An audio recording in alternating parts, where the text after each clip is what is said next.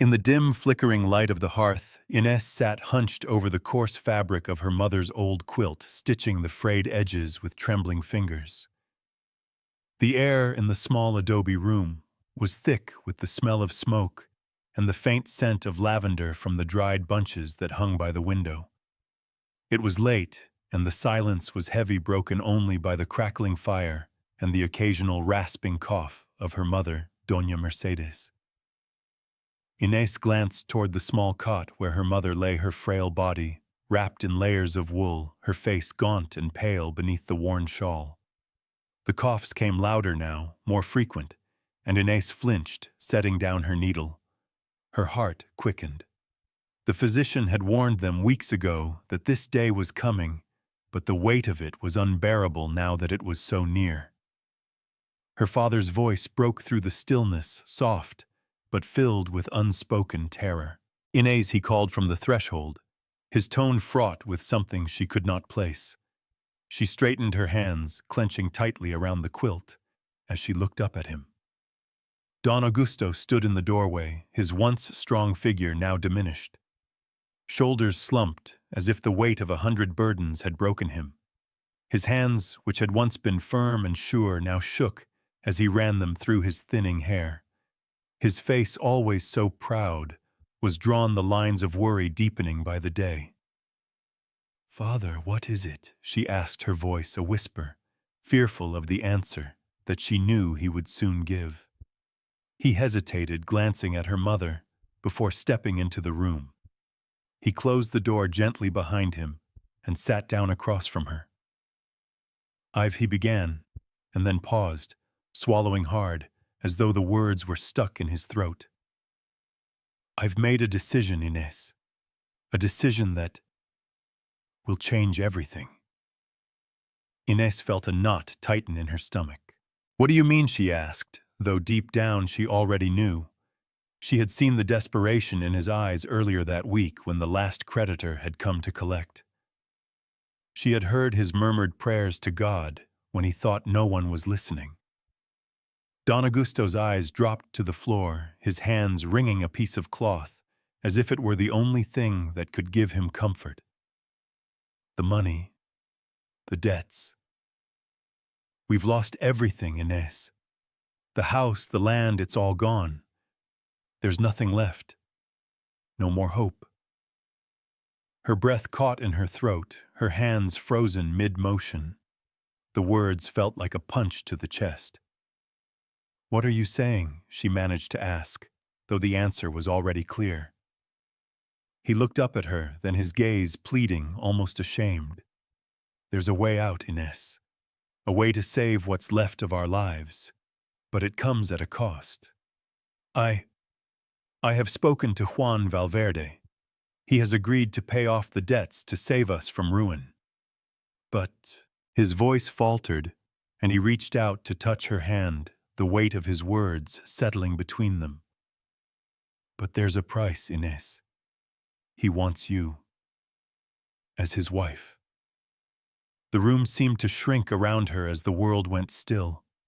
The warmth from the fire no longer reached her skin. Her breath came in shallow gasps as she stared at her father, unable to speak, unable to fully comprehend what he was asking of her. Juan Valverde. The name echoed in her mind, a distant figure whose presence felt like a shadow rather than a man. She knew of him, of course she did. The wealthiest landowner in the region, a man of power and influence whose name was whispered in reverence by the townsfolk. But he was also a widower, a man who had buried his wife and son years ago, leaving him as distant and cold as the land he ruled over. Her heart hammered in her chest. She was to marry him. No, Inés whispered the word, slipping from her lips before she could stop it. "Father, no, I can't." Her voice trailed off, her throat tight with unshed tears. "This isn't right." Her father's face twisted in agony, and his hands trembled as he reached for her. "I know, Hija. I know it's not fair. But what other choice do we have if we don't accept we lose everything? Your mother, she'll never survive the cold streets. Tomas and Anna, what will happen to them? We can't survive without this help. Without him. Inés closed her eyes, feeling the weight of his words crash down on her like a tidal wave. It wasn't just the house. It wasn't just the land. It was her life. Her future. Her freedom. I'm doing this for your mother, Don Augusto continued, his voice breaking. She is dying, Inés. She needs medicine, treatment. This is the only way to save her, to save all of us. He reached out his rough hands, grasping her wrists. Please, Hija, please understand. We have no other choice. The silence in the room felt suffocating. Inés looked at her father's pleading face, the fear and desperation written in every line. Her mother, her ailing mother, who could barely keep her eyes open, lay in the bed beside her, waiting for a miracle that would never come. And her younger siblings, Tomas, only 12 too young, to grasp the severity of their situation, and Anna, so innocent and full of life at 8, would not survive the harshness of the world without their mother's protection. Her gaze fell to her mother, whose eyes were closed now, but who still breathed raggedly, the sound harsh in the quiet room. Inés swallowed hard, her heart breaking into pieces. What was the price of love? What was the cost of family? Father, she said, her voice barely a whisper, thick with emotion, if this is the only way to save us, I will do it. I will marry him. Her father's eyes softened with relief, though the shame never left his face. He reached out to touch her cheek, his voice almost inaudible. Thank you, Hija. Thank you. You don't know what this means to us. Inés sat still, the firelight casting flickering shadows on her face. She felt as though her soul was being torn in two. What had her father asked of her? What had she agreed to? The night seemed to stretch on forever. In the silence that followed, all she could hear was the steady cough of her mother, the crackling of the fire, and the dull thud of her own heartbeat in her ears. The moment had come. There was no turning back. As the days passed, Inés prepared herself for the journey to Juan Valverde's hacienda. The weight of her decision pressed heavily on her chest, and though she went through the motions of preparing, packing her few belongings, it felt as though she were walking toward an uncertain fate, one she could not escape no matter how hard she tried.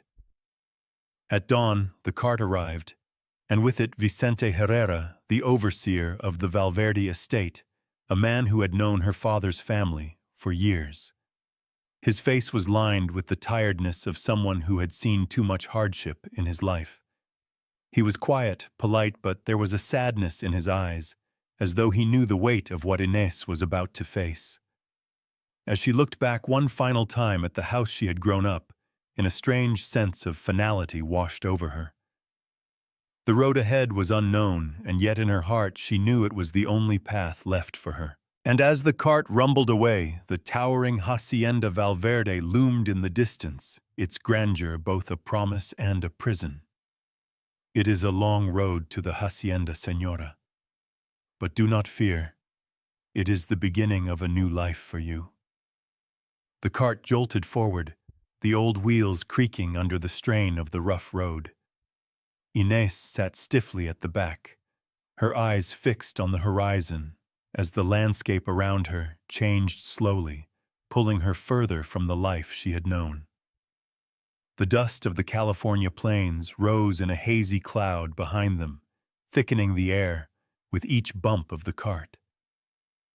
She pressed her fingers into the wooden edge, feeling the rough texture against her skin, grounding herself in the reality of the moment. There was no turning back now. Vicente, the overseer of Juan Valverde's estate, sat in front the reins of the horses, loosely held in his calloused hands. He was a man who had lived a long life, his face weathered by years of hard work under the sun, his dark eyes carrying the weight of more than one story he had kept to himself. He was kind, though, and his soft words occasionally broke the silence as the two traveled together.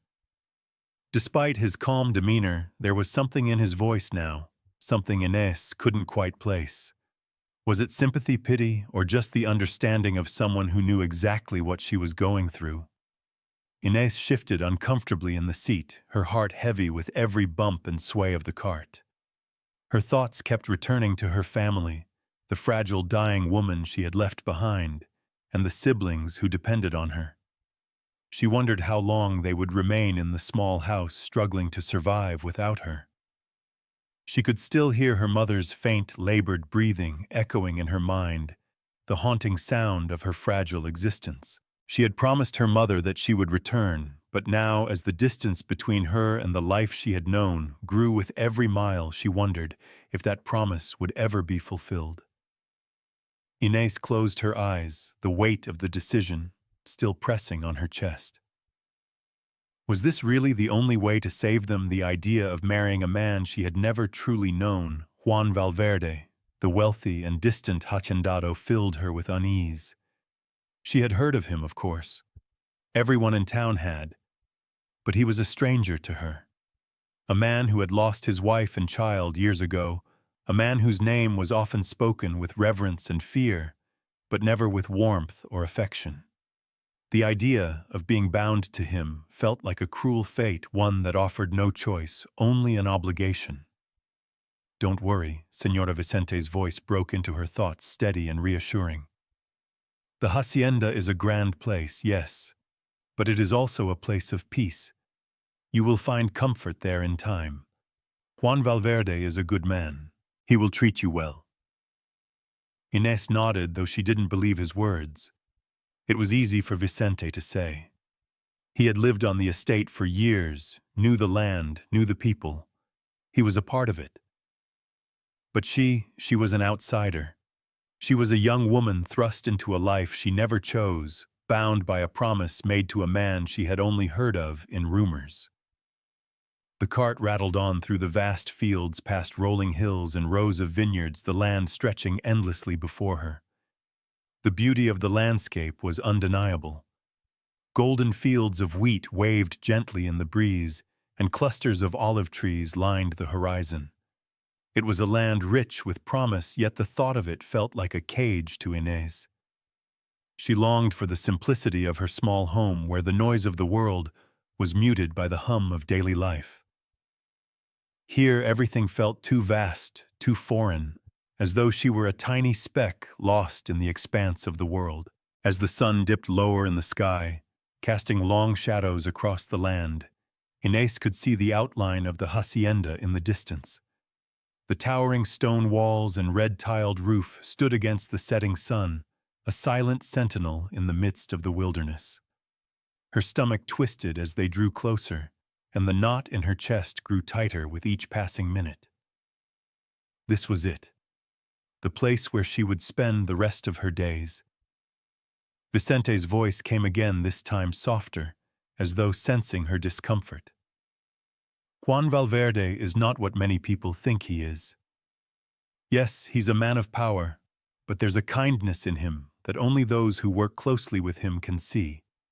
He's not a man who asks for much, and he expects only respect." Inés nodded, though the words meant little to her. Respect was a luxury she could no longer afford. She had given up that right the moment she agreed to this marriage. There would be no love here, no affection, only duty. The idea settled like a stone in her chest. The road narrowed as they neared the hacienda, the land now dotted with neat rows of crops and clusters of workers who moved swiftly through the fields, their hats pulled low to shield their faces from the sun. The workers were a mix of men and women, their faces weathered by the hard labor they had endured. They didn't look up as the cart passed, absorbed in their tasks, but Inés could feel their eyes on her as she passed. She was not one of them. She was an outsider, an obligation.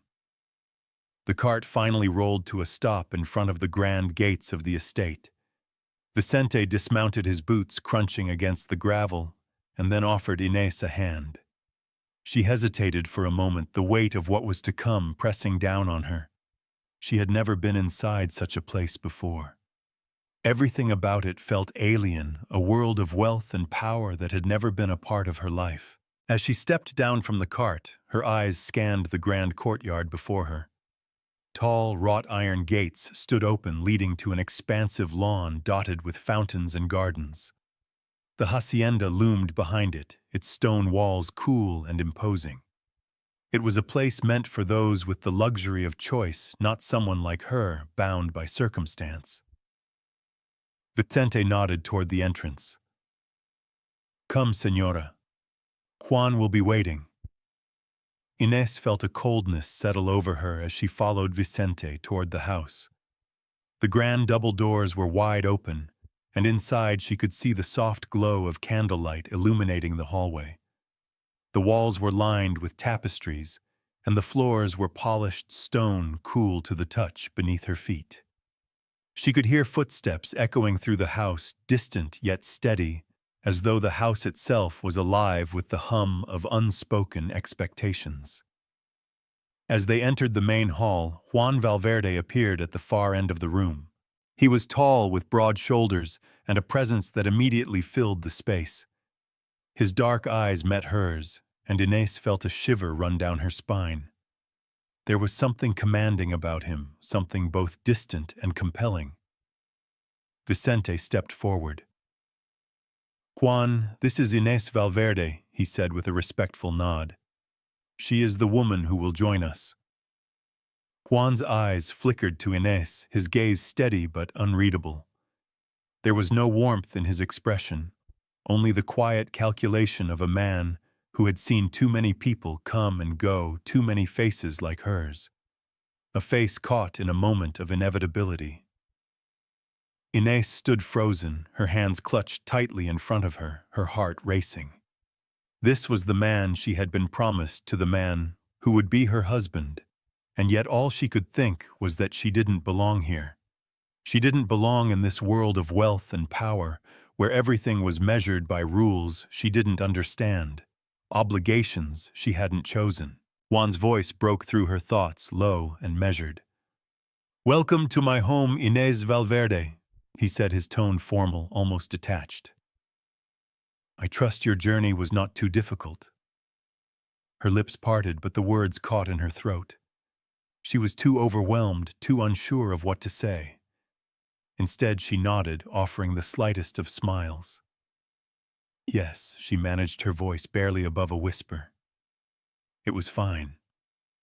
It was a lie, of course. Nothing about this was fine. Nothing about her new life felt right. But this was the reality now, and there was no escaping it. "This is your home now, señora. The hacienda is vast, but in time you will make it your own." Inés nodded politely, though her heart trembled in her chest, as Rosa González, the housekeeper, led her down the long corridor. The grand hallway stretched ahead of them, its high ceilings adorned with rich tapestries that whispered of wealth and old power. Each step Inés took on the polished stone floor seemed to echo back her uncertainty, her reluctance. Her gaze swept across the numerous doors that lined the walls, each one promising a different room, a different story. But none of them were hers, not yet. Rosa's voice cut through the quiet, soothing in its certainty. "You'll find the house runs with a rhythm of its own. We rise early, we work hard, and at the end of the day, we rest. But there is always something to be done." They passed through the great hall with its massive stone fireplace and dark wooden beams that stretched above them. The scent of wood polish and lavender lingered in the air, mingling with the faint aroma of something baking in the kitchen just beyond the walls. Inés took in every detail, every intricate piece of furniture, every carefully placed vase. It was beautiful, yes, but it was also cold, distant. Nothing felt familiar, nothing felt like home. Rosa paused at a door at the end of the hallway. "This is your room, señora." Inés stepped forward, but her legs felt as though they were made of stone. She had been traveling for hours, but it was not just the journey that weighed on her. It was the finality of it all, the realization that this house, this place, was now her reality. She could no longer pretend that she had any say in the matter. She had come here as part of a deal, a bargain her father had made. Her fate was sealed. Rosa opened the door, revealing a large room with high, arched windows that overlooked the estate's sprawling gardens. The room was furnished with dark wood, its furnishings elegant but understated. A four-poster bed draped with linen, a writing desk near the window, a comfortable chair in the corner. A heavy velvet curtain blocked the harsh sunlight, casting the room in a soft, golden glow. It was lovely beyond anything Inés had ever imagined, and yet she felt nothing. No sense of peace, no sense of belonging. She was an intruder, someone who did not belong in this world. The bed is made, and there are fresh linens in the wardrobe. Rosa continued, her voice gentle as she surveyed the room. "You'll find all you need here, señora. And if you need anything else, don't hesitate to ask." Inés nodded, but her mind was already elsewhere. She didn't need to ask for anything. She wasn't sure she even wanted to stay. The room was beautiful, yes, but it was filled with emptiness, just as the rest of the hacienda felt. It was all so grand, so perfect, yet there was something hollow about it. "Thank you," Rosa Inés said, forcing a smile. Her voice felt strained, and she hated the way it sounded, weak, uncertain. She wasn't sure if Rosa could sense her discomfort, but the housekeeper didn't press her. Instead, she gave a nod and left, closing the door quietly behind her. The silence that followed was deafening. Inés stood still for a moment, just breathing, taking in the space. She was alone, and for the first time in what felt like forever, she allowed herself to collapse onto the bed. The soft linens rustled beneath her, but it offered little comfort. Her thoughts drifted back to her family, her mother fading with each passing day, her younger siblings who depended on her more than they knew. She had promised them she would return, but she had no idea when or if that would happen. Her chest tightened with emotion, but she swallowed it down. This was her life now, and there was no escaping it. She had made a choice whether she had wanted to or not, and now she would live with it. The hours passed slowly. Inés wandered through the house, trying to find some distraction, some way to make the overwhelming weight of her new reality feel less suffocating. She explored the rooms, the courtyard, the gardens, but nothing seemed to ease the unease in her heart. It was all too foreign, too pristine, too perfect. She had always heard stories about Juan Valverde, the rich, solitary hacendado, whose wealth made him untouchable, whose grief over the loss of his family had turned him cold and distant. She had heard the whispers in the village, how he ran his estate with a firm hand, how he had never remarried after the death of his wife and child. His name was spoken with a mixture of respect and fear. Some admired him for his strength, others pitied him for the sorrow that had clearly hardened him. But none of them knew the man behind the name. None of them knew what kind of husband he would be, what kind of life he would offer her. Inés found herself standing before one of the large windows, looking out at the horizon. The landscape stretched out before her, miles and miles of golden fields, rolling hills, and rows of olive trees. It was beautiful, but it was also suffocating. This was not the life she had imagined for herself. This was not the future she had dreamed of, but it was the one she had been given. As the evening crept in, she heard footsteps approaching from the hallway. Her heart skipped a beat, and before she could stop herself, she stiffened her body, tensing, as if preparing for some unseen threat. The door opened, and Juan Valverde stepped into the room. His presence filled the space, larger than life, commanding, yet silent. His dark eyes locked onto hers, and for a moment, neither of them spoke. He was tall, broad-shouldered, his features sharp and unyielding, his face covered by a short, well-groomed beard. His clothes, simple yet refined, marked him as a man of power, a man who had spent years building this empire. He stood there for a long moment studying her with an intensity that made her heart race. Then finally he spoke. His voice was deep, low, and measured. "I trust your journey was comfortable, Inés," he asked, his tone formal, distant. Inés nodded, her throat tight. "Yes, it was fine, thank you." There was an awkward pause. Neither of them knew what to say, and the silence stretched uncomfortably between them. She couldn't bring herself to look at him for too long, the weight of their situation hanging like a shadow between them. She had agreed to this marriage, yes, but it felt so foreign now. The idea of sharing her life with this man, a stranger, was something she wasn't sure she was ready for. Juan took a step closer, his eyes never leaving hers.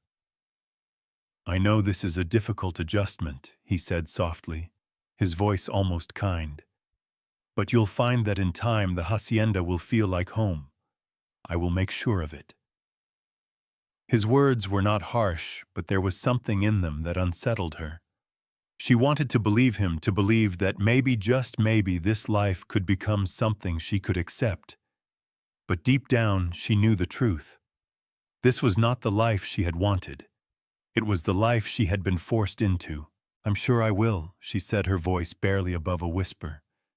Juan's gaze softened, though there was a flicker of something unreadable in his eyes. "You will," he repeated almost to himself. Then, with a final glance, he turned and walked out of the room, leaving Inés alone once more. As the door clicked shut behind him, Inés sank onto the bed, her mind racing.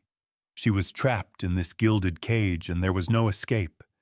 Her future was uncertain, but one thing was clear: this was only the beginning. The beginning of a life she hadn't chosen, one that she would have to learn to live with. And in the silence that followed, Inés wondered if she could ever truly make peace with it. "This is not the life I dreamed of, but it is the one I must live now."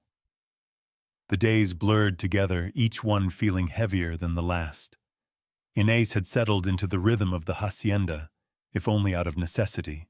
Rosa guided her through the chores, showing her how to manage the household and organize the workers. She was often busy, too busy to think about the life she had left behind. But it didn't help. Her heart was still heavy, and each night when the silence settled over the hacienda, the weight of her decision pressed on her chest. She hadn't expected it to be easy, but the monotony of her days was unbearable. She woke before dawn, helped Rosa in the kitchen, and then spent hours supervising the workers, making sure everything ran smoothly. The estate was vast, and with every new responsibility, she realized how little she had known of what it took to run a place like this. The sprawling vineyards, the olive groves, the workers scattered throughout the land. It was a world far removed from the quiet farm she had grown up on. Her room, though beautifully furnished, remained impersonal. The bed felt too large, too empty. The view from the window showed miles of land, but it also reminded her of how far she was from the life she had known. In the evenings, she found herself staring out into the distance, wishing for something she couldn't name, a feeling of connection that she hadn't yet found in this place. Juan Valverde, though ever present in the background, remained a figure of formality and distance. He would greet her briefly in the mornings, his gaze unreadable, and then retreat into the offices or out into the fields. He ran the estate with precision, but there was no warmth in his actions, no sign of the man who had once been a husband, a father. He was a stranger to her, and though she had agreed to marry him to save her family, it felt like a choice she had made in another life. The workers, too, were distant, respectful, but cautious. Vicente, the overseer, would sometimes speak to her when their paths crossed, his voice kind but reserved. Rosa, on the other hand, was a constant presence, offering small words of comfort when Inés felt herself faltering. But it was the little moments, the brief exchanges, that made her feel truly out of place. A quiet glance from a worker, a whispered comment between the servants, each interaction reminded her that she was not one of them. It was late one afternoon when the true weight of her isolation hit her. Inés had been walking through the gardens, checking on the newly planted roses. The day had been unusually hot, and the sun hung heavy in the sky. She wiped the sweat from her brow and adjusted her bonnet, her mind still spinning from the endless tasks that had occupied her day. As she passed the fountain, she noticed Juan standing by the edge of the property, his back to her, his gaze fixed on the horizon. For a moment she hesitated, unsure if she should disturb him. But then almost instinctively, she walked toward him. The crunch of her boots on the gravel alerted him to her presence, and he turned to face her. His eyes were dark, distant, like they always were, but there was something in his posture that suggested he was lost in thought. "Señor Valverde," she said, her voice tentative. He nodded, though he didn't immediately speak. There was an awkward silence between them, filled only by the distant murmur of workers in the fields. Inés waited for him to say something, but when he didn't, she felt her heart tighten. This was the man she was supposed to share her life with, and yet she knew so little about him. "I didn't mean to interrupt," she said, her words falling into the silence. "I was just checking on the roses." Juan glanced over at the garden, his expression unreadable. "They're growing well," he said flatly. "The soil is rich here. The land provides for those who know how to tend it." Inés nodded, though she wasn't entirely sure if he was speaking to her or just stating a fact for the sake of conversation. There was no real emotion in his words, no sign of the warmth she had hoped for. She wondered, not for the first time, if she would ever truly understand him. "I've been thinking," she began, her voice quieter now, "about how little I knew of all this before I came here." She gestured to the vast estate, the rows of olive trees in the distance, the hills that stretched far beyond. "There is so much to learn, and yet it all feels so foreign." Juan looked at her, then his eyes narrowing slightly as if measuring her words. "It is foreign to everyone who comes here at first, but in time it becomes part of you. The land becomes part of you. The work, the people, the rhythm of the seasons. You learn to make it your own, or you leave." His voice was steady, unyielding, and Inés felt the sting of his words more than she expected. It was a subtle reminder of her place here. She had been brought in not as a partner, but as an obligation. She was not here because of love or choice. She was here because her family needed her to be. The realization hit her like a cold wind.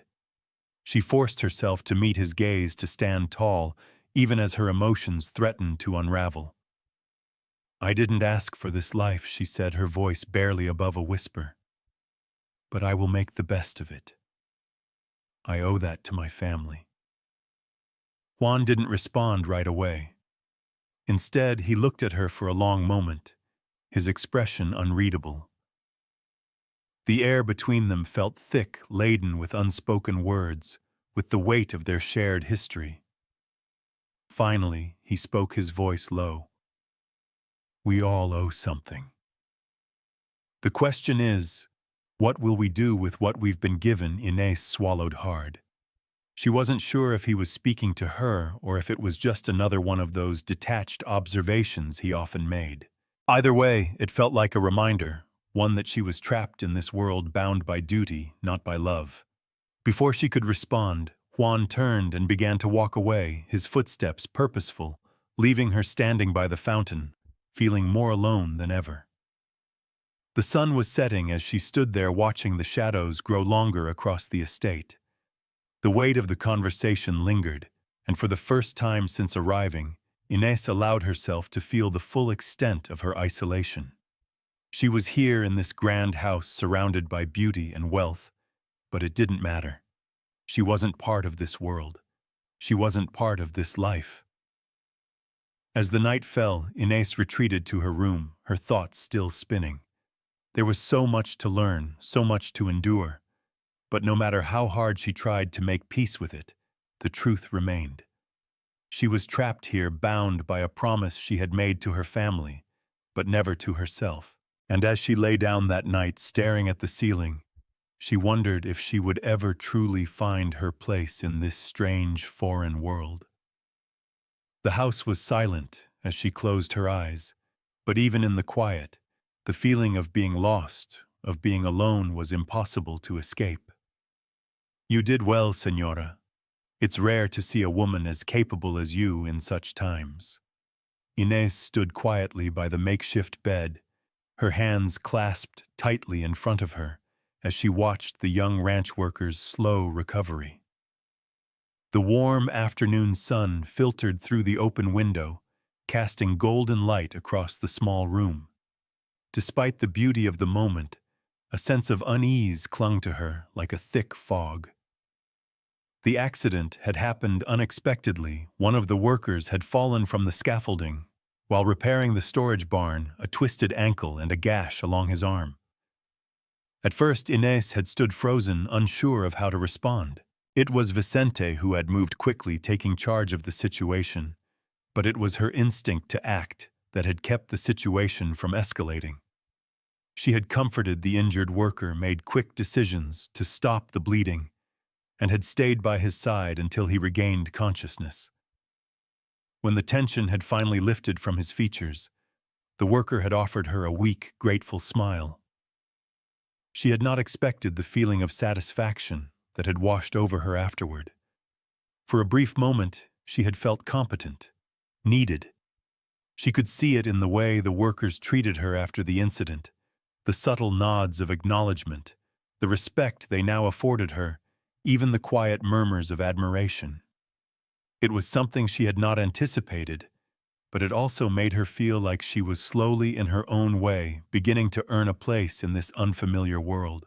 Rosa had been quick to praise her afterward, though Inés could hear the undercurrent of something else in the housekeeper's tone, a sense of quiet approval mixed with a hint of sadness. Rosa knew the weight that Inés carried, understood the complex emotions of a young woman in an arranged marriage, and the responsibility of a life thrust upon her. But Rosa was not one to speak openly about things better left unsaid. As the days passed, Inés threw herself into the work with a vigor she hadn't known she possessed. She took on more responsibilities, ensuring the workers had what they needed, helping Rosa in the kitchen, learning the rhythms of the land.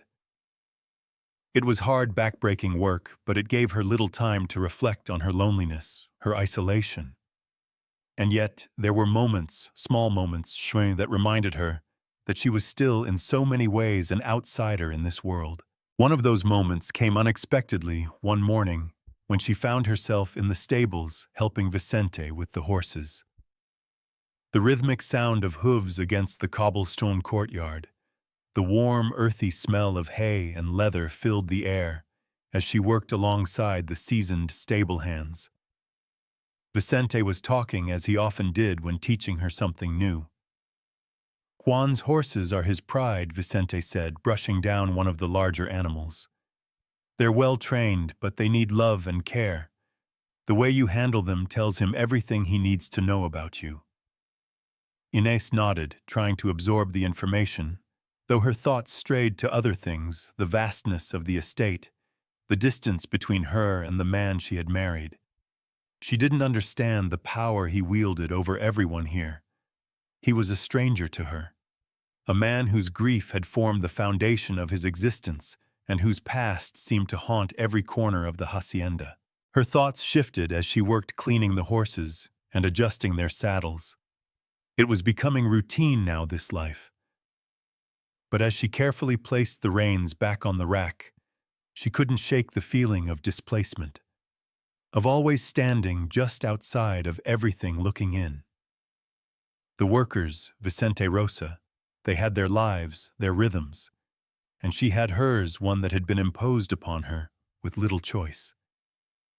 The afternoon passed, and the heat of the sun began to wane. Inés found herself wandering through the estate, her feet carrying her without much thought. She wasn't sure where she was headed, but the familiar sense of restlessness tugged at her. There was a quiet corner near the edge of the gardens, a small bench under a sprawling olive tree where she often went to gather her thoughts. She had found solace there many times, the soft breeze of the afternoon cooling her skin as she sat and watched the workers in the distance. But today, when she arrived, she found she wasn't alone. Juan was there, sitting with his back against the trunk of the tree, his gaze fixed on the distant horizon. His posture was relaxed, but his face was closed off, as it always was. For a moment, Inés considered retreating, walking back to the main house, but there was something about him that stopped her in her tracks. The way the light caught the angles of his face, the subtle weight of sadness that clung to him, made her hesitate. She took a step closer, and he turned his head to acknowledge her presence. There was no warmth in his expression, only the quiet recognition of her being there. "Señora Valverde," he said, his voice calm but distant. Inés stood for a moment unsure of what to say. The silence between them stretched, and she realized she was once again unsure of her place. She had been given a role to play, a life to live, but there was nothing in her that felt connected to it. To him. "I didn't mean to intrude," she said softly, her words carrying more weight than she intended. "I was just taking a moment." Juan nodded. "It's no intrusion. I often come here to think." She found herself drawn to his words, his openness, even if only for a moment. They had shared very little since her arrival, and every conversation with him felt like an exchange of formalities. But this was different. There was a vulnerability in his voice that hadn't been there before, about what she asked before she could stop herself. She hadn't meant to pry, but something in his demeanor, his tired eyes, compelled her to ask. Juan looked at her as though surprised by her question before he glanced back at the horizon. About everything, he replied quietly. About the land, the workers, this estate, and yes, about you. Inés felt her heart skip a beat, though she quickly masked the reaction. His words hung in the air, unspoken yet clear. He had never opened up to her, not really. She wondered if he was simply being polite or if there was something deeper at play. But before she could think of a response, he added, "You've done well, Señora. I've seen the way you've handled things with the workers. It's not easy, especially with everything going on." She wasn't sure if it was a compliment or just an observation, but the words caught her off guard. In a way, it was the first acknowledgement from him that wasn't laced with distance or obligation. He was acknowledging her as someone capable, someone who could navigate this new world, just as he had done all those years ago. "Thank you," she said, her voice quieter than she intended. For a moment, neither of them spoke. The only sound was the gentle rustling of the olive tree above them, the soft chirping of birds in the distance. And in that moment of shared silence, Inés felt something shift, something unspoken between them. The distance that had existed, thick and unyielding, seemed to lessen just a little. "Perhaps we should return," Juan said eventually, standing up slowly. "There is still much to be done." Inés nodded, though she wasn't sure where the conversation had left her. She was still here, still a stranger in this vast, cold world. But for the first time, she felt the faintest flicker of something else. A connection.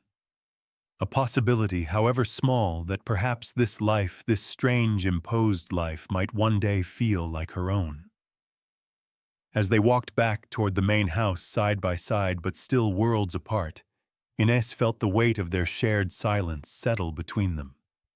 It was no longer as heavy as before, but it still lingered just beneath the surface.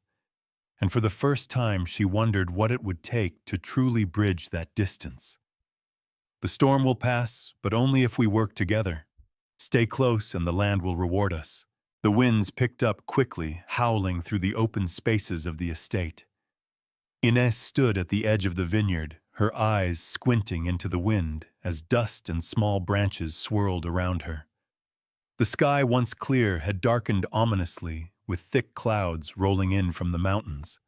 The workers had started moving faster, gathering their baskets, securing the tools and equipment. The storm was coming, and it wasn't going to be a gentle one. "Señora, come inside." Rosa called, her voice nearly lost in the roar of the wind. But Inés didn't move. She couldn't. She was standing at the edge of the world, watching it change before her eyes. The land she had come to know, the work that had started to feel familiar, was now at the mercy of something greater than all of them. The storm would decide their fate for the day. In the distance, she saw Juan, his figure outlined against the darkening sky, moving swiftly toward the workers. His presence was commanding even from afar. There was no hesitation in his stride, no fear in the way he directed the men and women who had gathered to help. They trusted him, and Inés couldn't help but notice the way they moved together, united by a shared purpose. In that moment, standing alone in the midst of the impending storm, she realized that she was still an outsider, watching as others worked to protect what they had built. It wasn't just the vineyard at risk. It was everything. This estate, this land, Juan's legacy. Everything they had worked for could be lost in a matter of hours if the storm was as fierce as it seemed. Inés felt the weight of her new reality pressing down on her. She had come here to fulfill a duty to save her family from ruin. But now she saw the full scope of the life she had entered. The stakes were higher than she had imagined. Señora Vicente's voice broke through her thoughts, his hands gripping her arm gently but firmly. "We need to move quickly. The storm is near." Inés nodded, finally snapping out of her daze. She had been so focused on the land and its sprawling beauty that she had forgotten its true power. The storm, with all its fury, was a reminder that nothing was permanent, not the land, not the house, not even the people who had come to call it home. She followed Vicente back toward the main house, the wind growing stronger with each step. As they passed the fields, she could see the workers moving in unison, gathering the last of the grapes, securing the harvest, before the storm could tear through it. Inés felt a surge of admiration for them. They had come together as a team, each one knowing exactly what to do. It was a far cry from the uncertainty that had plagued her when she first arrived, when she didn't know how to begin to be a part of this life. Inside the hacienda, the air was thick with tension. The servants were rushing to secure the windows and doors, and the sound of the storm growing louder outside made the house feel like a fragile shell trembling in the face of nature's wrath. Inés stood by the window watching the workers move with purpose, the vineyard just visible in the distance. The wind was picking up speed now, bending the trees and rustling the leaves. Juan appeared in the doorway, his face set in its usual expression of calm determination. He walked toward Inés, his gaze never leaving the storm outside. "I need you to stay inside," he said, his voice low but firm. "It's not safe out there." Inés looked at him, and for a moment their eyes met no longer, the cool, distant glance of strangers, but something else. There was understanding in his gaze, something she hadn't seen before. It was as if in that brief moment he saw her not as a wife he had been forced to marry, but as someone who understood the weight of this life. The life they were both now part of, whether by choice or circumstance. "I understand," she said, her voice steady, though her heart raced. "But we have to make sure they're okay. The workers, the harvest, everything. We can't just sit here." Juan's lips tightened slightly, and he nodded. "I've already sent word. They know what to do, they're prepared. But you're right. This is as much about them as it is about us." He looked back out the window, his expression softening ever so slightly. "We'll know soon enough whether we've done enough." For the first time since arriving at the hacienda, Inés felt the weight of his words settle in her chest. There was a responsibility here, a shared sense of duty. It wasn't just about her or Juan, it was about everyone on the estate. She had always known that the stakes were high, but now she understood just how high.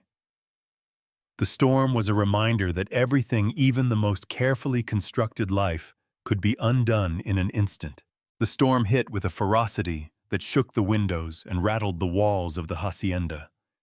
The wind screamed through the trees, and the rain lashed against the house in torrents. Inez paced the room, her hands clenched tightly at her sides as the storm raged outside. She could hear the sounds of the workers moving in the distance, their voices drowned out by the howl of the wind. She tried to focus, tried to concentrate on something, anything to keep her mind from spiraling into fear. It was then that she saw him, Juan, standing at the door. His hair was wet, his clothes drenched, but his face was calm, his eyes scanning the room as if he had already made peace with the chaos. He walked toward her, his steps measured and steady, despite the storm that raged outside.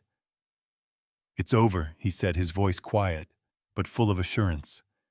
"The harvest is safe. The workers are finished. We've done what we can." Inez exhaled in relief, her shoulders slumping as the tension drained from her body.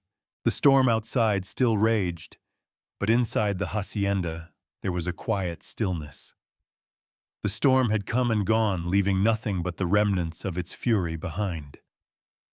She stood there for a moment, unsure of what to say, but then Juan spoke again, his voice softer this time. "You did well, Señora," he said, his words unexpected but sincere. "It's not easy being part of this life, but you've managed it better than most." Inez blinked, surprised by his praise.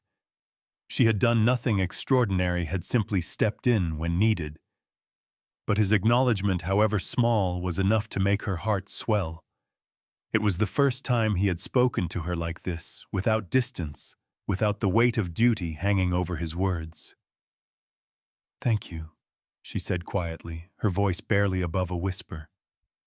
"I just did what needed to be done." Juan nodded, his gaze lingering on her for a moment longer than usual. And for the first time, Inez saw something in his eyes, something softer, less guarded.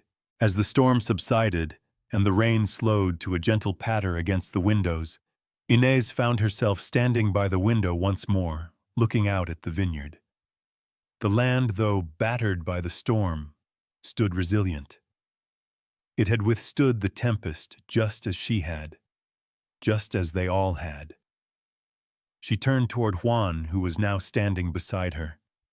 The distance between them, once vast and unbridgeable, had narrowed just a little. They were still bound by the obligations that had brought them together, but Inez felt something shift in that moment. Perhaps she thought they could find a way to make this life their own, not just survive it, but live it. "I think the storm has passed," she said softly. Juan didn't answer at first, but then he gave a small nod, a hint of a smile playing at the corners of his lips. "Yes, Señora, it has." And for the first time, Inez believed it. The storm had passed. But more importantly, they had weathered it together. "This was my family. They are gone, but they remain here in this room in my heart." The discovery had been unintentional. Inez had been exploring the house one afternoon, her steps echoing down the long, quiet hallways of the hacienda. She was still finding her way through the sprawling estate, getting accustomed to the rooms, the corridors, the different spaces that made up this immense house. There was so much to see, so many things she hadn't noticed before, and it seemed that every day she uncovered something new. It was in the west wing, far from the main living areas, that she found it. She had wandered through several rooms, each furnished with ornate furniture and adorned with heavy tapestries, but none of them had caught her attention quite like this one. The door, slightly ajar, seemed to invite her in. It was quieter here, the air tinged with the smell of dust and old wood. Inside, the room was dimly lit with only a few beams of light breaking through the curtains. It felt private, almost sacred, as if it held memories meant to be kept hidden. Her eyes scanned the room, drawn first to the portraits lining the walls. The faces staring back at her were unfamiliar, but there was something about them that stopped her in her tracks. The paintings, though old, were meticulously detailed, and they depicted a woman and child, both young, beautiful, full of life. In the center of the room stood a table cluttered with various items, dried flowers in a vase, a few scattered letters, and an assortment of small trinkets. The space had the feel of a place that had been abandoned, as though it had been frozen in time. The more she looked around, the more she realized this was a room that belonged to someone long gone. Her breath caught when she saw the framed photograph on the far wall. It was a black and white picture of a woman with light flowing hair and a young child cradled in her arms. The woman was radiant, her eyes soft but strong, a serene smile on her lips. The child was small, wrapped in a white blanket, with a tiny tuft of dark hair peeking out. They looked happy, content, unaware of the tragedy that would soon tear them apart.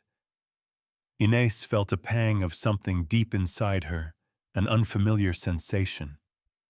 She was drawn to the picture, to the woman and child in it, as if they were calling to her. She took a few steps closer, her fingers brushing the edge of the frame. The weight of the room seemed to press in on her. This was Juan's family, she realized.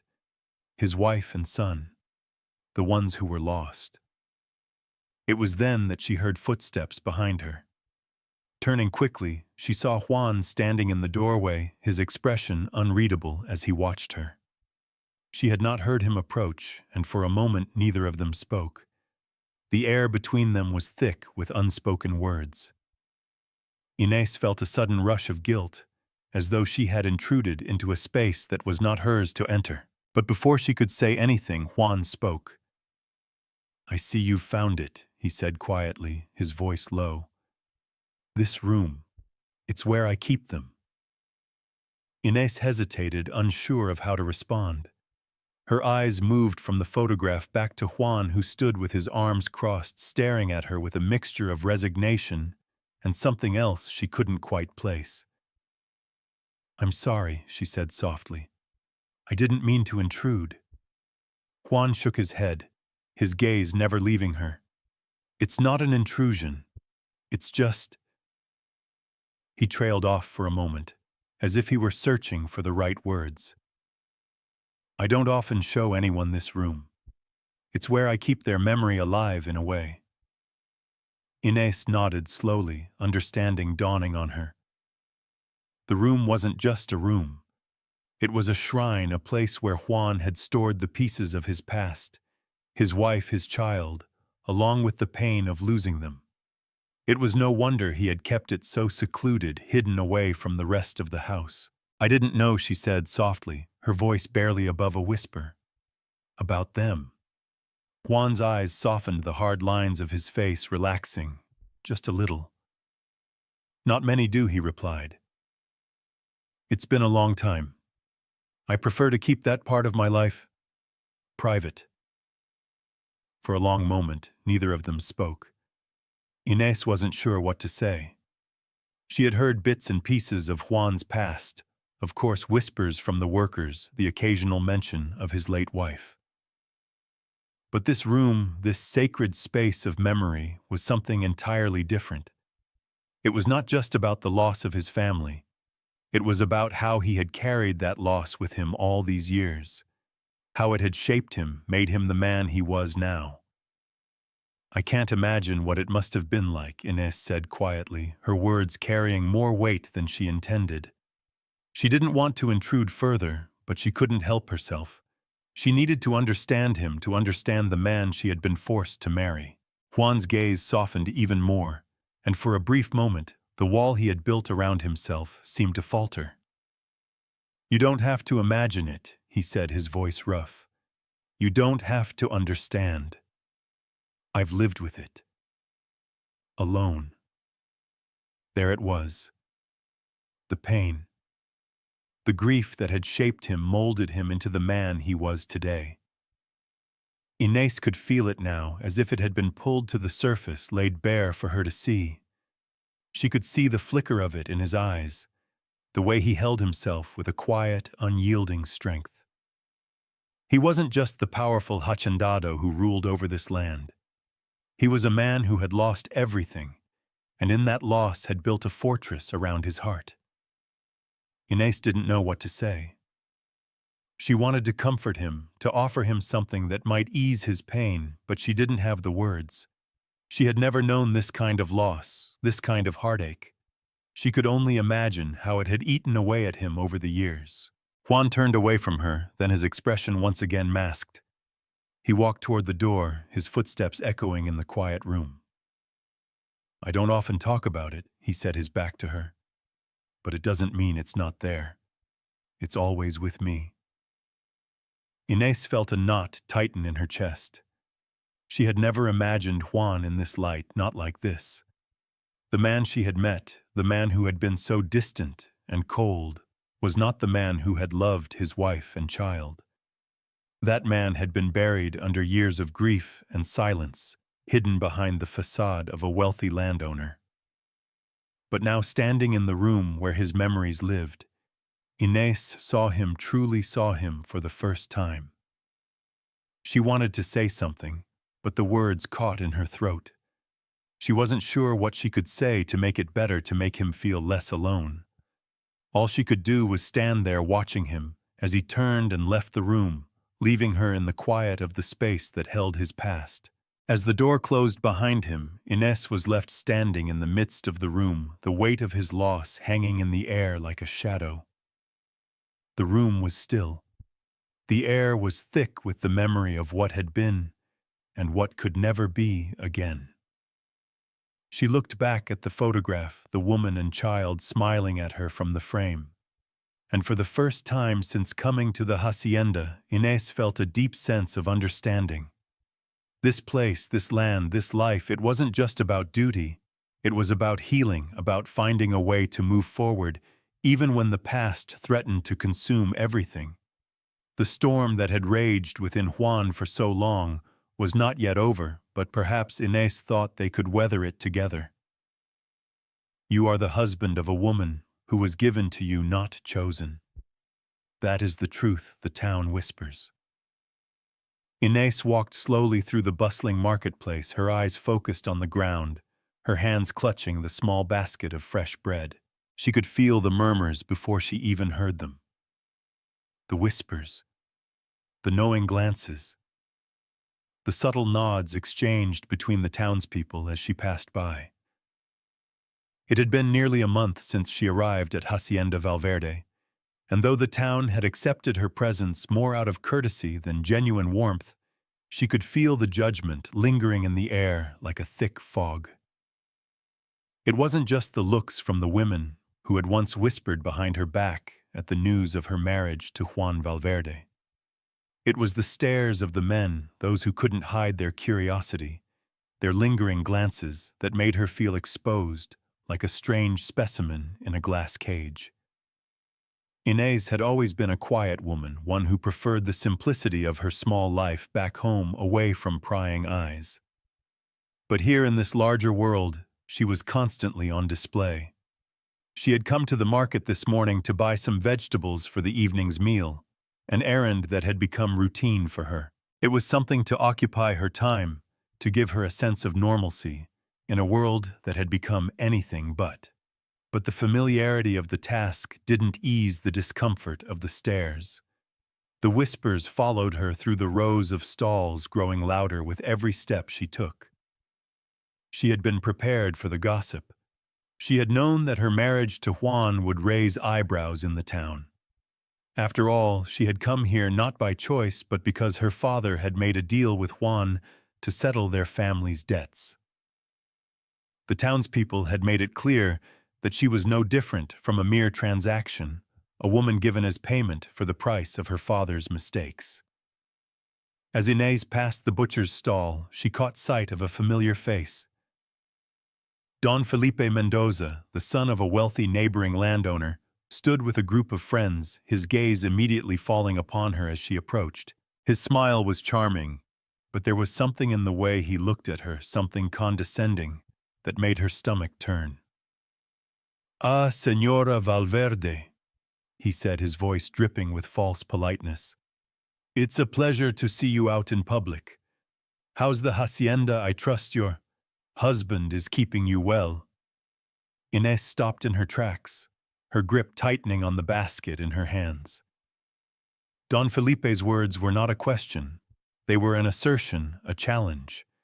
His friends chuckled lightly, their laughter more out of a shared sense of superiority than any genuine amusement. They all knew the truth, the same truth that was whispered behind her back every day. She was not a wife by choice, but a prize in a transaction. She forced a smile, her lips thin and tight, and met his gaze. "The hacienda is as it always is, Señor Mendoza," she replied, her voice calm, though her heart was racing. "Juan is well, thank you." His smile faltered for a moment, but he quickly recovered, stepping closer, his eyes never leaving hers. "I'm sure he is. A man of such wealth and stature, and yet he chooses a woman like you. I must admit, Señora, it's a curious arrangement." The words hit her like a slap, and for a moment Inés felt the sting of shame rise in her chest. She had become a subject of ridicule, a pawn in a game she hadn't even agreed to play. But she wasn't going to let him see how much his words hurt. She wasn't going to let anyone see how much it all hurt. She stood her ground, meeting his gaze without flinching. "I don't believe it's your place to comment on my marriage." "Señor Mendoza," she said, her voice steady, though she could feel her pulse quickening. Don Felipe raised an eyebrow, his expression amused. "Of course, Señora. My apologies. I didn't mean to overstep. It's just, well, the whole town talks, doesn't it?" He glanced at his friends, who smirked knowingly. "We all know how this marriage came about. A man takes on a woman as payment for a debt. What kind of love is that, really?" Inés felt a rush of heat flood her face, but she refused to show weakness. She had made her choice, and she would live with it, no matter how much the town judged her for it. She had her reasons that no one here would understand. "I don't expect the town to understand," she replied, her voice a little softer now, but still firm. "But that doesn't concern me." Don Felipe chuckled as though her words amused him, but there was no humor in his eyes. "Of course, Señora. But let's be honest, marriage isn't just about duty. It's about love. Something your husband and you, well, we both know that isn't the case." Inés took a deep breath, pushing back the anger that bubbled inside her. She knew what he was doing. He was trying to provoke her, trying to make her feel small. He was trying to get under her skin. And it worked.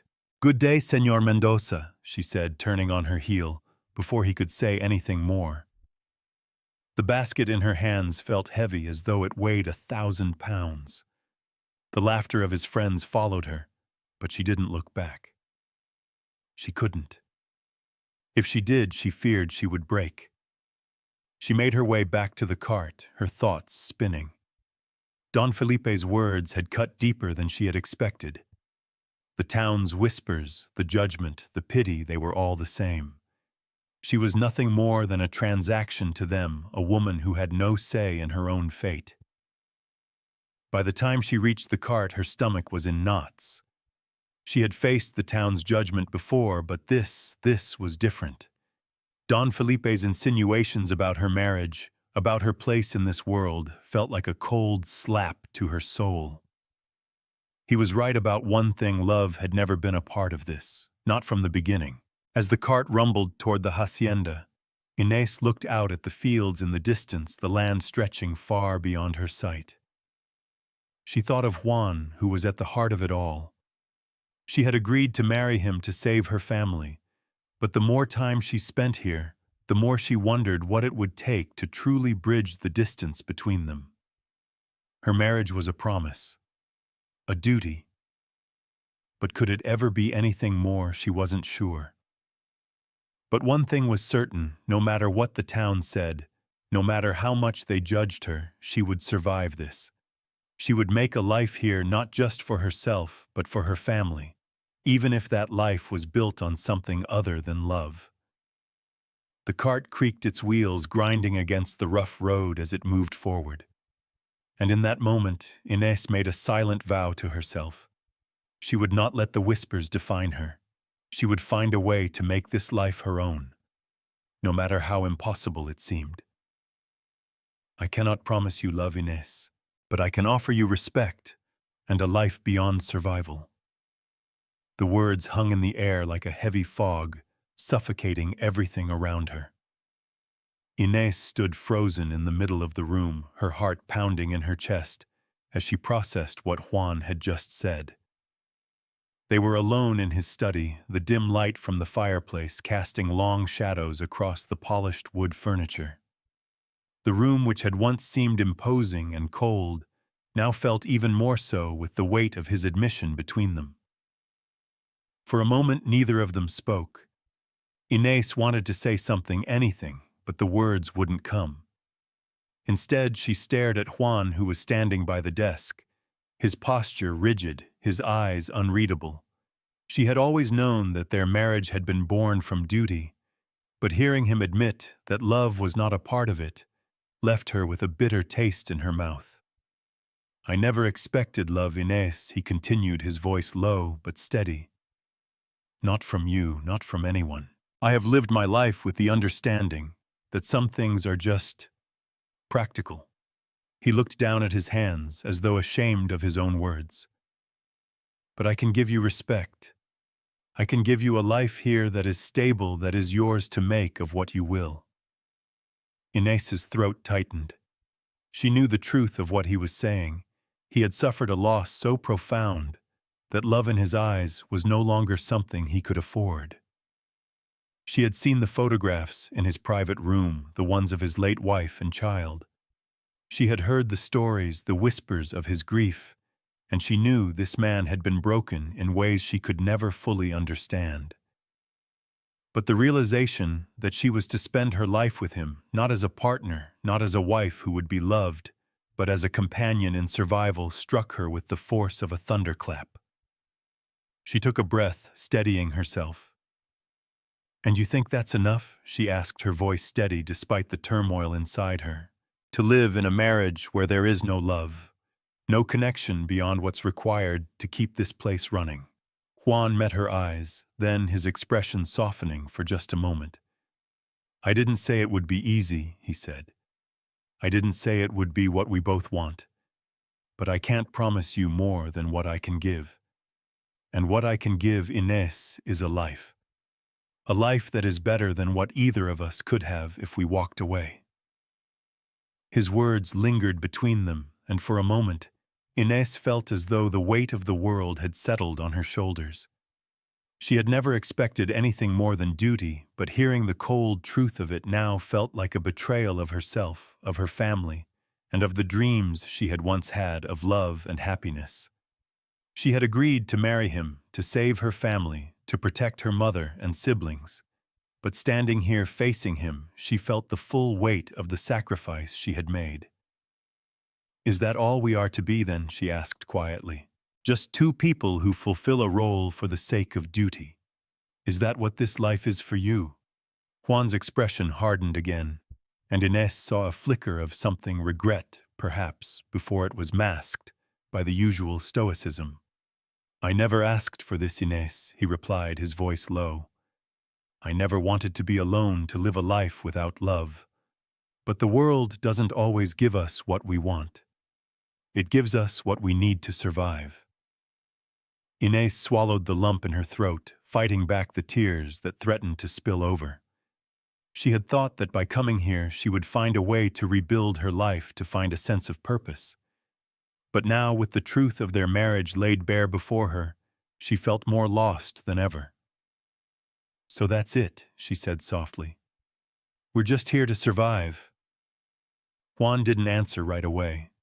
Instead, he turned toward the window, his back to her, as he gazed out over the estate. In the quiet of the room, the sound of the wind rustling through the trees outside was the only thing that broke the silence. "I don't know," he finally said, his voice barely above a whisper. "Maybe that's all we can do. Maybe that's enough." Inés stood there, her mind racing, her heart heavy. She had come here with the hope of building something meaningful, something that would give her life purpose.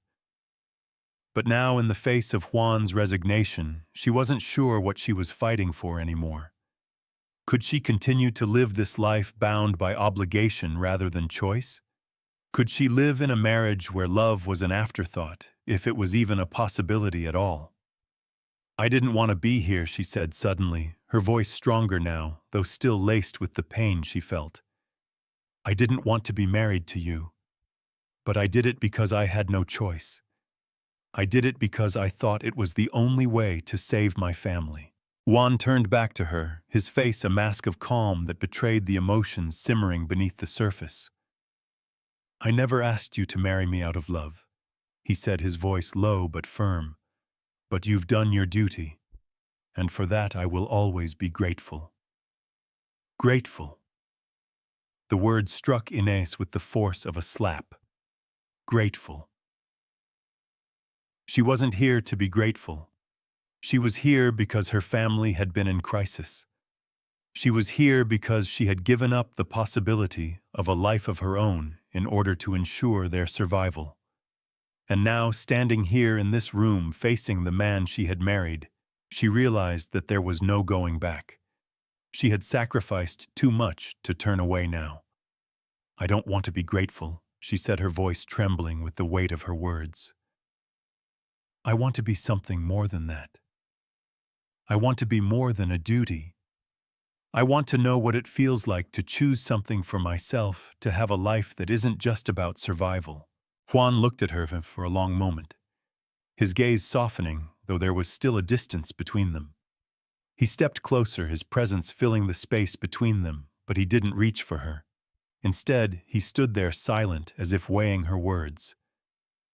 "I can't give you what you want, Inés," he said quietly. "But I can give you a life, a home, a place where you are safe." Inés looked at him, her chest tight, her mind reeling with everything he had said. She had come here seeking something she wasn't sure she could ever have, a life of her own, a place where love was possible. But now, standing here in this grand estate with a man who had lost so much and was unwilling to open his heart to her, she realized that the life she had imagined for herself was never going to be hers. "Maybe that's enough," she whispered, though she wasn't sure if she believed it. She turned and walked out of the room, the weight of her decision settling heavily on her shoulders. There was no going back now. She had made her choice, but the question remained, was it enough? Would it ever be enough? "I must go back, Juan. My family needs me." The letter had come at dawn, carried by a courier on horseback. Inés had woken to the sound of the heavy knock on the door, her heart already heavy with the anticipation of bad news. The courier handed her the envelope with a solemn look in his eyes, and Inés had felt her stomach drop as she recognized the handwriting on the front. It was from her father. She had opened it quickly, her hands trembling. The words blurred at first as she read them over and over again. Her mother's condition had worsened. The doctor had given up hope, and Inés was needed at home. Her father's plea for her to return was simple, yet filled with urgency. "Your mother is failing. Come back. You must be here." Inés had stood in the doorway of her room, the letter still in her hands, her mind reeling. The reality of her situation slammed into her like a tidal wave. She had made the choice to marry Juan to save her family, but now it seemed that the very thing she had been avoiding, the duty that had drawn her here, was calling her back. Her mother, the woman who had raised her with love and sacrifice, was slipping away. She had made promises to her family, and now she had to fulfill them. Inés had gone straight to Juan's study, her heart heavy with the weight of the decision. She found him there as usual, immersed in paperwork. The sight of him, his back to her, as he bent over the papers, so immersed in his work, made her feel the gulf between them once again. She had never expected their marriage to be a romance. She had accepted that it was born of necessity, of obligation, and it seemed that no matter how much she tried to fit herself into this new life, there was always a part of her that remained distant. Juan had heard her approach and looked up, his eyes meeting hers. His expression softened when he saw the letter in her hands. "What is it?" he asked quietly, his voice betraying the concern that had begun to creep into his tone. Inés walked toward him, her hands still clutching the letter. She didn't want to say the words aloud, didn't want to admit the weight of her decision, but she knew she had no choice. "I must go back, Juan," she said, her voice thick with emotion. "My mother is dying. My father needs me there." Juan stood up, his chair scraping against the floor. He took a step toward her, his face unreadable but his eyes searching hers, as if trying to gauge the depth of her words. "I see," he said, after a long pause. His voice was steady, but there was something in the way he said it that made Inés's heart twist. "You'll be leaving." Inés nodded, the words stuck in her throat. She hadn't expected his reaction to be anything but practical. But for some reason, the way he said it made her feel like she was already leaving, even though she hadn't moved an inch. "Juan," he began, her voice trembling now. "I don't want to go, but I have to. My family, my mother, she's all I have left. I have to be there for her." Juan was silent for a long moment, as though weighing something heavy in his mind. Inés could feel the weight of his gaze on her, and for a moment she wondered if he would stop her, if he would tell her she couldn't leave. But he didn't. Instead, he nodded slowly, as though understanding something she couldn't put into words. "I understand," he said quietly. "You must go. Your family needs you." The relief that flooded Inés's chest was overwhelming, but it was quickly followed by a deep sense of guilt. She hadn't expected him to be so accepting, so willing to let her go. She had thought there would be more, some protest, some argument. But no. Juan's acceptance felt as heavy as his silence, as if he had already given up on their marriage, already resigned to her absence. "You know I never wanted this," Inés said, her voice small as she looked up at him. "I never wanted to leave you, but my family. They are the ones who need me now. I have to be there, Juan. I have to go." Juan didn't answer right away. He stepped closer to her, his gaze still fixed on hers. The space between them was charged a quiet tension that lingered despite his words of acceptance.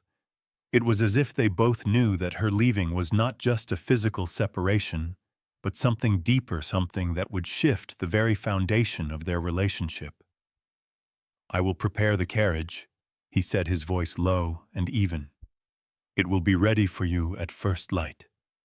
Inés nodded, grateful for his understanding, but uncertain of what lay ahead. She had come to this estate to fulfill a duty to save her family. But in the months since her arrival, she had come to realize that there was more to this life than survival. There was pain, there was sacrifice, but there was also the possibility of something else, a possibility she wasn't sure she was ready to face. The next morning, the carriage was waiting by the front gates, its horses already harnessed and ready for the journey. Inés stood in the doorway, looking out at the vast expanse of land before her. The sun had just risen, casting a warm, golden light across the fields, and for a moment she felt a pang of longing. She had come to this place with little expectation of happiness, but she had found something else here, a sense of purpose, a connection to the land, and perhaps even to Juan in ways she hadn't anticipated. She turned away from the door, her heart heavy with the knowledge that she was leaving behind a life that had begun to feel like her own. She was going back to a life she had once known, but that life had changed, and so had she. Juan was standing by the carriage, his face stoic, but his eyes betraying a trace of emotion. When he saw her, he took a step forward, his hand reaching out as if to say something, but the words seemed to fail him. Inés hesitated for a moment before walking toward him. She didn't know what to say. What could she say? There were no promises, no guarantees, just the reality of the situation.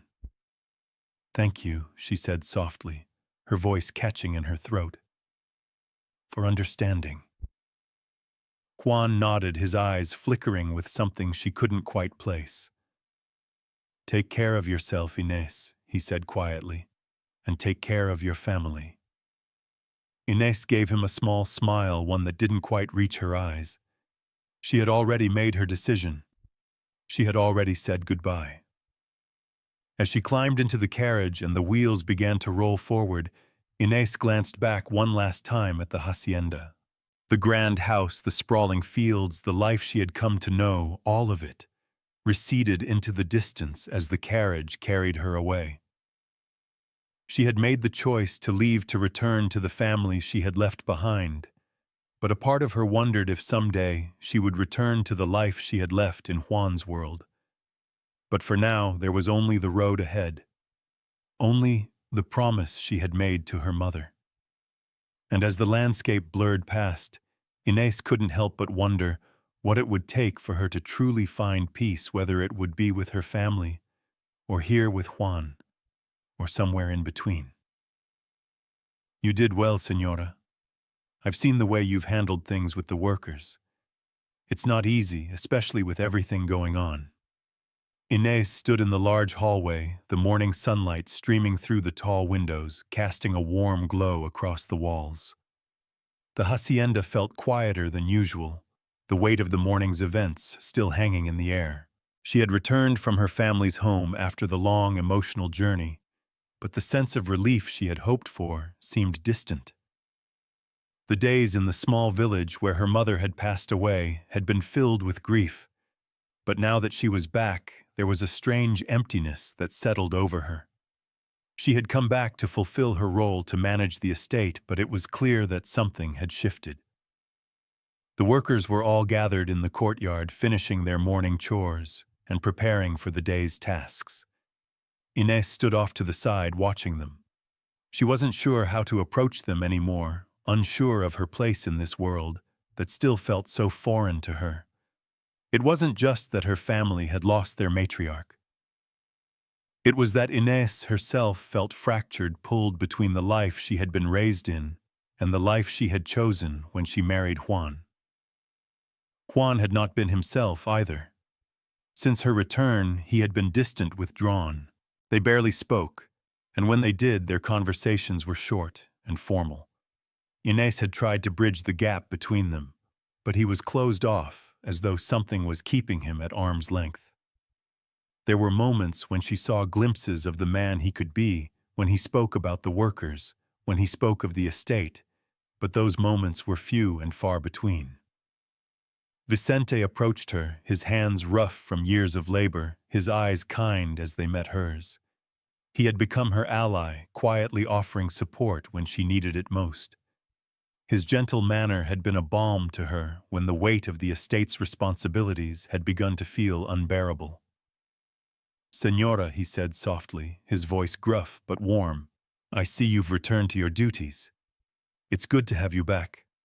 Inés gave a small nod, grateful for the familiar face. She had been avoiding the workers, unsure of how to interact with them now. Before she had been a stranger to them, but now it felt different. They had seen her struggle, seen her grief, and that made her feel exposed. "It feels different." "Vicente," she admitted, her voice barely above a whisper. "I've been away for so long. I don't know how to be back here. I don't know how to move forward." Vicente looked at her thoughtfully, his gaze steady.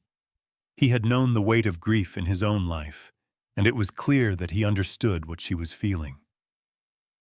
"You don't have to do it all at once," he said gently. "Take it day by day. You've been through a great loss. The workers respect you. They can see how hard you're working, and that's enough. You don't have to have all the answers right now. His words were a comfort, but they didn't ease the nagging doubt that lingered in her chest. She wasn't sure if he was right, if it was enough to simply be present. Wasn't there more to it than that? Shouldn't she be building something, creating a life that mattered beyond the estate? But how could she do that when everything around her was still so tied to duty, to responsibility? She glanced back at the workers who were now scattering to their tasks. In a way, they had their own rhythm, their own purpose.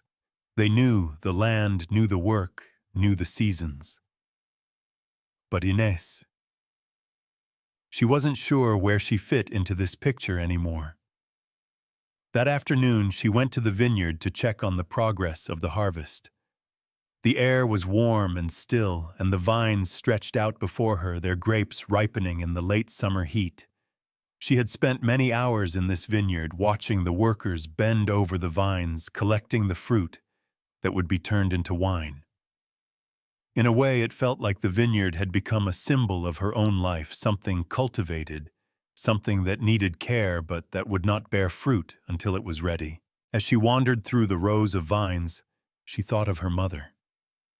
She had never imagined that her life would take such a turn, that she would be here standing in this field, managing an estate that was so far removed from everything she had known. But her mother's death had shifted everything. The family that had once been her anchor was gone, and in its place was a life that seemed more complicated, more distant than anything she had ever expected. Her thoughts were interrupted by the sound of footsteps behind her. She turned to see Juan walking toward her, his face set in its usual mask of indifference.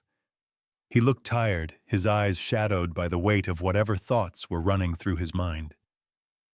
He stopped a few feet away from her as though unsure of how to approach. "Inés," he said quietly, his voice surprisingly soft. "I've been meaning to speak with you about the estate." She nodded, her heart skipping a beat at the sound of his voice. She'd been avoiding him since her return, unsure of how to bridge the growing distance between them. But now, as he stood before her, something shifted in the air. For the first time in a long time, he seemed like the man she had married. The man who had led this estate with quiet strength. The man who had been her partner in this life, even if their bond had always been one of duty rather than love. "I'm listening," she said, her voice steady but hesitant. Juan glanced at her, his eyes softening for a moment. "I know it's been difficult since you returned," he said, his tone more vulnerable than she had ever heard it. "And I know that we haven't spoken much, but I want you to know that I appreciate the way you've handled everything. You've done well with the workers, with the harvest. It's not easy, especially with everything that's happened." Inés felt a lump form in her throat. His words, though simple, were more than she had expected. She had felt disconnected from him for so long. And now, as he stood before her, acknowledging her efforts, she felt a strange warmth in her chest. "Thank you," she whispered, her voice soft. "I'm just trying to do my part. But I feel lost. Like I'm still trying to find my place here." Juan stepped closer, his gaze never leaving hers. "We're both lost in our own ways, Inés," he said, his voice low and sincere. "But we'll find our way together. I know we will." Inés looked at him, the distance between them suddenly feeling smaller, as though something had shifted. For the first time in months, she allowed herself to hope. Not for love, not yet at least, but for something else. For understanding. For partnership. For a life they could both build, even if it wasn't the one she had imagined. "Thank you, Juan," she said softly, her heart a little lighter than it had been. I think I'm beginning to believe that." As the sun began to set behind the hills, casting a golden glow over the fields, Inés and Juan stood together, their gazes meeting in the quiet of the vineyard. The world was still the moment fragile, but for the first time since her return, Inés felt like she might just be able to build something here, something that wasn't just about survival, something that could be enough. And with that thought, she knew she was ready to face whatever came next. This house, this family, this life, they are mine now. I chose this and I will cherish it forever. Inés sat on the porch, the wooden beams creaking as she shifted in the rocking chair, her eyes fixed on the horizon. The sun was low, casting an orange glow over the vast estate, the fields stretching out endlessly before her. It had been several months since her return, and though the rhythms of the hacienda had become second nature to her, there was still a part of her that felt unsettled, like she was waiting for something. Waiting for a sign that this life, this new world she had embraced, was truly hers. Her fingers absently traced the edges of the worn wooden armrest, the grains of the wood familiar beneath her skin. The wind was soft this evening, rustling the leaves of the trees in the garden, the distant sounds of the workers returning from the fields filling the quiet air. The estate had settled into a calm after the chaos of the harvest, and for the first time in what felt like ages, Inés felt a sense of peace. But it wasn't just the peace of the evening that settled her mind. It was something else, something deeper. The life she had feared to embrace was slowly unfolding before her, and in the quiet moments, she realized that she was no longer just surviving, she was living. She glanced up to find Juan standing in the doorway, his figure tall and strong against the backdrop of the setting sun. His gaze met hers, and for a moment, the world seemed to fall away. There was no longer the distance that had once existed between them, no longer the cold formality that had defined their relationship. There was only the space between them, filled with understanding, filled with the quiet connection they had both slowly come to realize. Señora Valverde Juan's voice was soft, though it carried the strength of someone who had learned to speak through years of silence and sorrow. "How was your day?" Inés smiled, the weight of his words settling warmly in her chest. She had come to learn that every interaction, every word with Juan, held a quiet depth that spoke more than the surface of things. His words weren't just questions. They were invitations to connect. "It was good," she replied, her voice steady. "The workers have finished with the repairs, and the fields are beginning to show the fruits of the season. It's coming together." Juan stepped onto the porch, his boots making soft sounds on the wooden planks as he moved toward her. He didn't sit beside her, not yet, but he lingered nearby, watching her with a kind of curiosity that she wasn't used to. Inés had noticed it in him over the past few weeks, the shift in his behavior toward her. The coldness had faded, replaced by something that felt like care. It wasn't the love she had once imagined, but it was something real. "I'm glad," he said, his voice quieter now, as though hesitant to let too much of his thoughts slip. "I've been thinking about how much has changed here, how much you've changed." Inés turned to look at him, her heart quickening slightly. She had seen the changes in herself, how she had started to settle into this life, how the walls she had built around herself had begun to crumble. But hearing it from him, from Juan, made it real in a way she hadn't expected. "Things have changed, yes," she replied, her voice softer than she intended. "But I think they've changed for the better." Juan's eyes softened at her words, his gaze lingering on her face as though searching for something. The silence that followed wasn't uncomfortable. It was just a space where two people who had once been strangers could exist in their own way without the weight of unspoken things pushing them apart. "I think so too," he said quietly. "It's not easy, the life we've chosen. But it's ours." Inés felt the weight of his words settle in her chest, and she nodded slowly. There was something about the simplicity of his statement that resonated deeply with her. It was theirs. Not just the estate, not just the land or the house, but their lives. They had both chosen this path, though it had been a choice made out of necessity, out of duty. And in the months since her return, she had begun to see that perhaps this was the life she was meant to lead. Not the life she had dreamed of, not the one she had imagined for herself when she was a girl, but a life that was built on something real. She looked up at him, meeting his gaze. I didn't expect this, you know. I didn't expect to feel at home here. But I do. Juan's expression softened, and for the first time since they had married, Inés saw something in him that wasn't just responsibility or resignation. It was something else, something more human. He stepped closer, his presence filling the space between them. I didn't expect it either, he said, his voice low. But maybe that's what makes it real. Inés's heart beat a little faster as he took another step closer, his hand almost reaching for hers, but stopping just short. There was a hesitation in the air, a quiet understanding that they were both still finding their way, still figuring out what their connection meant. But there was no denying that it had changed, that it was changing.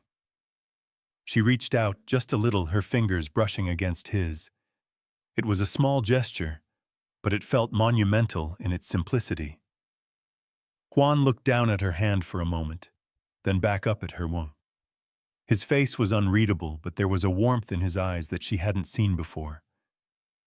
We've both had our share of losses, Inés, but I think we're learning how to live with them. Together. The words hung in the air, heavy and full of meaning. For the first time, Inés understood what he meant. This life, this place, this relationship, it wasn't perfect. It wasn't the fairy tale she had once imagined. But it was real. It was theirs. And for that she was grateful. I think we are, she said softly, her voice steady as she gazed up at him. We've come a long way, haven't we? Juan nodded his hand, finally reaching for hers, his fingers brushing against hers in a quiet affirmation. There was no rush, no grand gesture, just two people standing together in the fading light of the evening, acknowledging the path they had walked together. The moment stretched, as moments like these often do, and Inés felt a quiet peace settle over her. She had arrived at this hacienda uncertain, unsure of her place in the world. But now, as she stood beside Juan, her hand in his, she felt a deep sense of belonging. Maybe, just maybe, this life she had chosen, this life that had once seemed like an obligation, could become something more, something she could cherish. I'm glad we're here, she said, her voice barely above a whisper. Juan didn't answer right away, but the look in his eyes was all the answer she needed. He had never promised her love, but in that moment, she realized something even more important. He had promised her respect. He had promised her a life worth living, and that for now was enough. As the sun dipped below the horizon, painting the sky in hues of gold and orange, Inés and Juan stood together on the porch, their fingers intertwined, their hearts slowly finding their way toward each other. The night was still, the world quiet around them, and for the first time since she'd arrived, Inés felt like she had finally found her place.